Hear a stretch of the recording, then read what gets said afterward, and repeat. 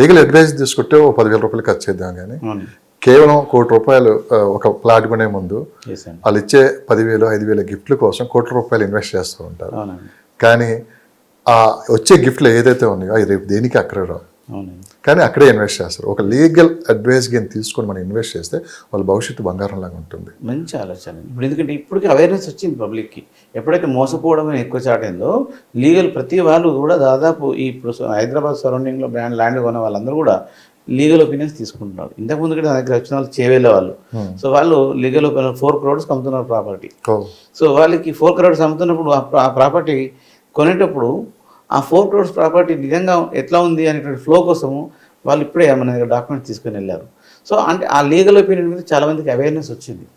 లేకపోతే ఏమవుతుంది, ఇప్పుడు నేను 4 crores ప్రాపర్టీ కొని రేపు పొద్దున నష్టపోతే ఎంత నష్టపోతారు చూడండి. అది మొత్తం అలా అనుకున్నాయని ఆ డ్రీమ్స్ అన్ని పోతాయి. కాబట్టి పెద్ద ఖర్చు ఏం లేదు లీగల్ ఒపీనియన్ తీసుకోవడంలో. లాయర్లు లక్షలు కోట్లేం తీసుకోరు, నామినల్ ఫీజెస్ ఉంటాయి కాబట్టి అది ఎక్కడైనా ఉండేదే. అంతే. అంతే, మనుషుల్ని కాదు ఇప్పుడు నమ్మాల్సింది పేపర్సే. ఈరోజు మాట్లాడుతున్నాయి. ఎస్, దీని కంటిన్యూగా మరో ప్రశ్న సార్. మీరు అన్నారు ఇప్పుడే మిమ్మల్ని ఒకరు కలిశారు, కస్టమర్ ప్రాపర్టీ సంబంధించి మీరు మాట్లాడారు. ఒక్కసారి మన లీగల్ ఒపీనియన్ తీసుకోకుండా సర్లే ఏముందిలే నమ్మకంతో ముందుకెళ్ళి ఒక ప్రాపర్టీ ఓ ప్లాటో కొని ఒకసారి మోసపోతే కోర్టు అంటే చట్టపరంగా తీసుకున్నామంటే అసలు పరిస్థితులు ఏ విధంగా ఉంటాయి సార్? ఇప్పటి వరకు మనం చాలా చూసాం, మనం పోలీస్ స్టేషన్లో ధర్నాలు చూసాము, మోసపోయాం, మా పరిస్థితి ఏంటి అని చెప్పి రోడ్లు ఎక్కిన సందర్భాలు చాలా ఉన్నాయి. ఇప్పటికీ వాళ్ళకి న్యాయం జరగలేదు. డబ్బు పోయింది, పరువు పోయింది. ఆ డబ్బు రిటర్న్ వస్తుందో తెలియదు. ఎవరైతే డెవలపర్స్ ఉన్నారో వాళ్ళు హ్యాపీగా అందరి దగ్గర డబ్బులు కలెక్ట్ చేసుకొని చెక్కేశారు. అవసరమైతే వాళ్ళు ఏంటి, ఆ వచ్చిన డబ్బులో కొంత అమౌంట్ మళ్ళీ రేపు ఈ కేసుల కోసం ఖర్చు పెడతారు. కానీ వీళ్ళకి న్యాయం జరిగిద్దా లేదా అనేది ఇప్పటికీ వాళ్ళకి నమ్మకం లేదు. ఎట్లా అంటే ఇండియన్ జ్యుడిషియల్ సిస్టమ్ ఎట్లా ఉంది అంటే మనము అంటే స్ట్రిక్ట్గా పనిష్మెంట్స్ లేవు. సో ఈ స్ట్రిక్ట్గా పనిష్మెంట్ లేవు అనేటువంటి ఉద్దేశం వల్ల అందరూ కూడా ఏమవుతుంది అనేటువంటి ఆలోచనతో మాత్రమే ధోరణిలో పోతున్నారు. సో ఇప్పుడు ఎప్పుడైనా కానీ ఒక మోసం చేసినప్పుడు ఆ మోసంకు ఉన్నటువంటి శిక్షలు ఇప్పుడు ఏముంది 420 పెడుతుంటాం. చీటింగ్ కింద 420, అది లక్ష మోసమైనా 420, ₹1,00,00,000 మోసమైనా 420. కొంచెం వివరంగా చెప్పగలరా? చెప్తారు. సో మనం బిఎన్ఎస్ ప్రకారంగా 318 క్లాస్ 1, క్లాస్ 2, క్లాస్ 3 పెడుతున్నాం. సో అది బిఎన్ఎస్ అంటే భారతీయ న్యాయ సంహిత కొత్త చట్టాల ప్రకారంగా. అంటే ఇప్పుడు మోసం చేసినప్పుడు అతనికి ఏదైనా అంతే up to 7 years punishment. Up to 7 years punishment అనేసరికంటే అప్పుడు ఆ యొక్క నేరం బట్టి 7 years పనిష్మెంట్ ఉంటుంది. సో ఫస్ట్ వీళ్ళకి బెయిల్ వస్తుందా అంటే వస్తుంది. సో బెయిల్ వచ్చిన తర్వాత బయట తిరుగుతూ ఉంటాడు. అతను పెట్టిన కేసును అతను ఏ విధంగానో చేసుకుని పోస్ట్పోన్ చేసుకుంటూ, లేకుంటే ఇక్కడ ఈ కోర్టు నుంచి లోయర్ కోర్టు నుంచి నెక్స్ట్ డిస్ట్రిక్ట్ కోర్టు పోతుంటాడు, డిస్ట్రిక్ట్ కోర్టు నుంచి హైకోర్టు పోతుంటాడు, హైకోర్టు నుంచి సుప్రీంకోర్టు పోతుంటాడు. చాలా కాలం గడిచిపోతూనే ఉంటుంది ఈ టైంలో. దానికోసం ఇప్పుడు బిఎన్ఎస్ వచ్చిన చట్టాలు కూడా కొంచెం స్ట్రిక్ట్గా వచ్చినాయి. దాదాపు ఒక కేసును 90 days లోపల క్లోజ్ చేయాలి. ఒక కేసును లేదా మనకు 6 months లోపల అంటే 180 days లోపల కంపల్సరీ క్లోజ్ చేయాలి అనేటువంటి రిస్ట్రిక్షన్ రావడం వల్ల కొంచెం మట్టుకు ఇప్పుడు చాలా స్ట్రిక్ట్గా ఉన్నాయి చట్టాలు. సో ఈ క్రిమినల్ చట్టాలు ఇప్పుడు సివిల్ చట్టాలు అంటే ఇప్పుడు పోలీసు వాళ్ళ దగ్గరికి పోతే మీరు సివిల్ డిస్ప్యూట్ మా దగ్గర రాకండి అంటారు.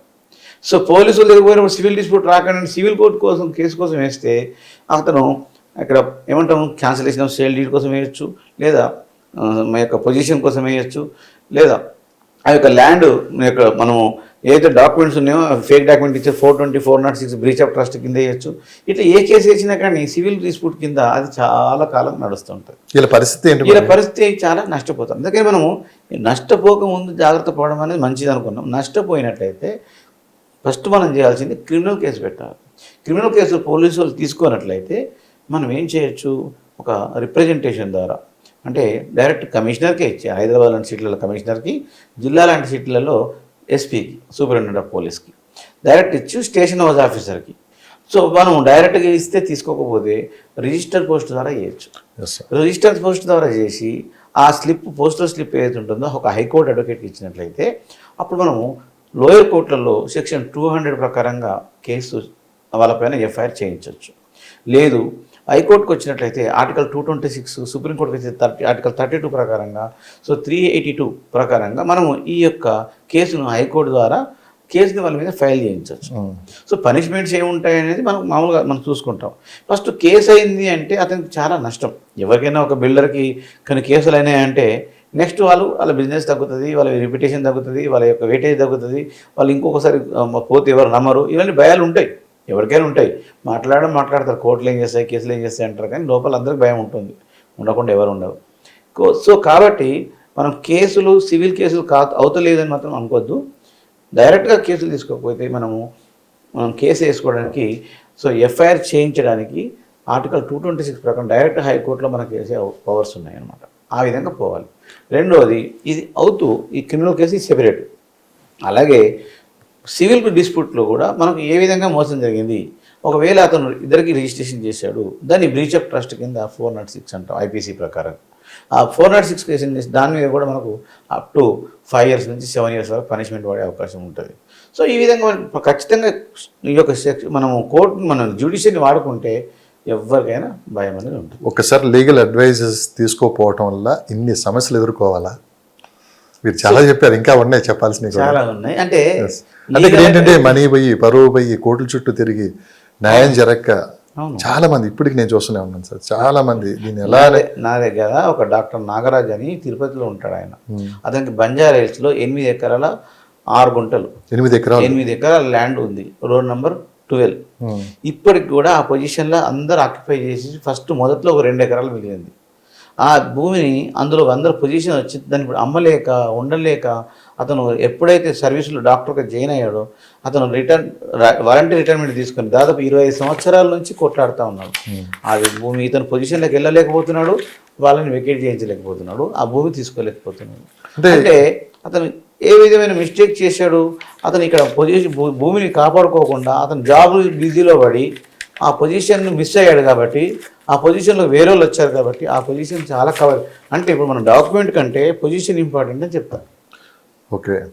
సో కాబట్టి మీ పొజిషన్ను మీరు ఎప్పుడు కాపాడుకుంటూ ఉండాలి, దానికి బౌండరీస్ వేసుకుంటూ ఉండాలి, పక్క వాళ్ళతో మనం మాట్లాడేస్తూ ఉండాలి, ఎప్పటికప్పుడు మనం తీసుకుంటూ ఉండాలి. ఇన్కమ్ సర్టిఫికేట్ అంటాం, మన పేరు ఉందా, ఇంకెవరికైనా మారుతుందా, ఎవరైనా దీని మీద ట్రై చేస్తున్నారా అనేటువంటి ఎప్పటికప్పుడు అబ్జర్వ్ చేస్తూ ఉంటే మనం కవర్ అయిపోతాం. సార్ ఇదే మంచితనంతో చాలామంది వాళ్ళ సొంత ల్యాండ్లో ఏదో షాప్లో ఏవో పెట్టుకోమని చెప్తూ ఉంటారు. సో అదే ఒక ప్రైవేట్ ల్యాండ్లో 12 years కైనా వాళ్ళు కంటిన్యూగా అక్కడే ఉండి పెట్టుకుంటే వాళ్ళ ఆ భూమి సొంతం అయిపోద్దా, లేదా గవర్నమెంట్ ల్యాండ్ తీసుకున్నా అంటే 30 years కైనా కంటిన్యూగా అక్కడే ఉంటే ఆ భూమి వాళ్ళు సొంతం అయిపోద్దా? అక్కడ ఒక మంచితనాన్ని పోయి సమస్యలు ఎదుర్కొనే వాళ్ళు చాలా మంది ఉన్నారు. చట్టంలో అసలు ఏం చెప్తుంది? ఓకే, ఇప్పుడు ఒకటి అడ్వర్స్ పొజిషన్ అంటారు దీన్ని. మీరు అడిగిన క్వశ్చన్ అడ్వర్స్ పొజిషన్ అంటారు. అడ్వర్స్ పొజిషన్ ఏంటంటే ఒక ప్రైవేట్ వ్యక్తి ఒక ప్రైవేట్ భూమిలో 12 సంవత్సరాలు ఉన్నట్లయితే ఆ వ్యక్తికి ఆ భూమి పైన లేదా ఆ బిల్డింగ్ పైన ఆ ఆస్తి పైన పూర్తి హక్కులు వస్తాయి అంటారు. సో అలాగే ప్రభుత్వ భూమిలో 30 సంవత్సరాలు ఉన్నట్లయితే ఆ భూమి పైన కూడా ఆ వ్యక్తికి పూర్తి హక్కులు వస్తాయి. దీన్ని అడ్వర్స్ పొజిషన్ అంటారు. ఇంతకుముందు దున్నేవాందే భూమి అనేవాళ్ళు, ఆ సామెత ఉండేవాళ్ళు. సో అట్లా దానివల్ల అది ఎట్లా వచ్చింది అంటే ఇదే అడ్వర్స్ పొజిషన్ అంటాం దాన్ని. సో ఇక్కడ 12 సంవత్సరాలు అంటే ఒక వ్యక్తి సాధారణంగా ఒక రైతు ఒక భూమిలో ప్రైవేట్ వ్యక్తి మొత్తానికి లీజుకి ఇచ్చాడు అనుకుందాం, దాన్ని అంటే కౌలుకి అంటాం. కౌలుకి ఇచ్చిన తర్వాత అతను ఎక్కడికో అమెరికానో ఆస్ట్రేలియానో ఎక్కడో ఉన్నాడు, ఇతను చేస్తున్నాడు. సో ఇతనికి ఎలాంటి కమ్యూనికేషన్స్ లేకుండా ఆ విషయంలో కౌలు పత్రం రాసుకోకుండా అతను 12 సంవత్సరాల వరకు అతన్ని ఏమాత్రం డిస్టర్బ్ చేయకుండా ఉన్నట్లయితే ఆ భూమి అతనికి అయిపోతుంది.